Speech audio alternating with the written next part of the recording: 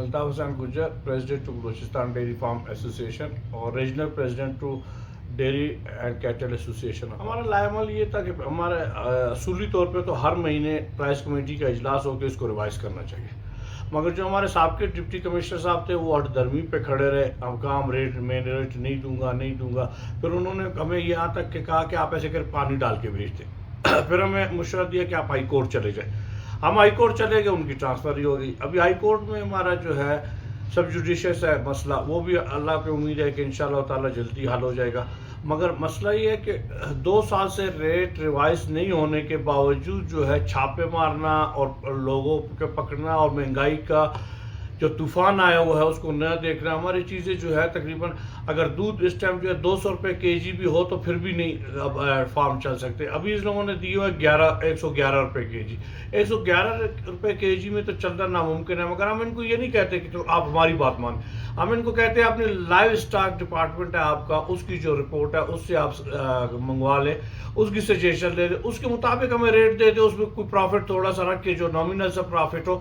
ہم یہ نہیں چاہتے کہ عوام کے اوپر ہم وہ کریں. ہم کہتے ہیں کاسٹ آف پروڈکشن کے مطابق جو ہے عوام بھی ہم بھی عوام ہیں. عوام سے زیادہ ہم ایک بندہ اگر کسی کا گھر اپنا نہیں چلا رہا, ہم لوگوں نے پورے فارم چلانے ہیں, ان کا پیٹ بھرنا ہے. ہر چیز خریدی جاتی ہے, اجناس خریدی جاتی ہے. اجناس کے ریٹ, جانوروں کے ریٹ کہاں چلے گئے.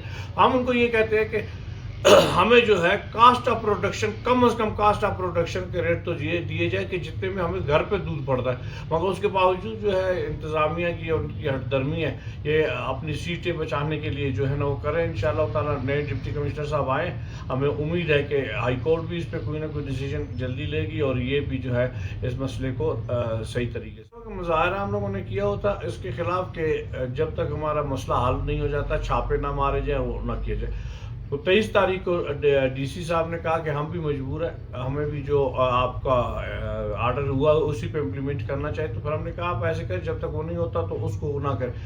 تو انہوں نے کہا 23 تاریخ کو میں اپنا نمائندہ بھی بھیجوں گا ہائی کورٹ, وہ بھی ریکویسٹ وہاں پہ کرے گا کہ ان کے مسئلے کو کوشش کرے جلدی سے جلدی حل کرے تاکہ ہم جو ہے بیٹھ کے اس مسئلے کا حل نکال لیں. تو اس ڈپٹی کمشنر کی یقین دہانی پہ جو ہے ہم نے ایک نامینل سا دھرنا کیا تھا شارٹ, اس پہ شام کو ہمارے جنرل سیکرٹری کو انہوں نے اریسٹ کیا تھا.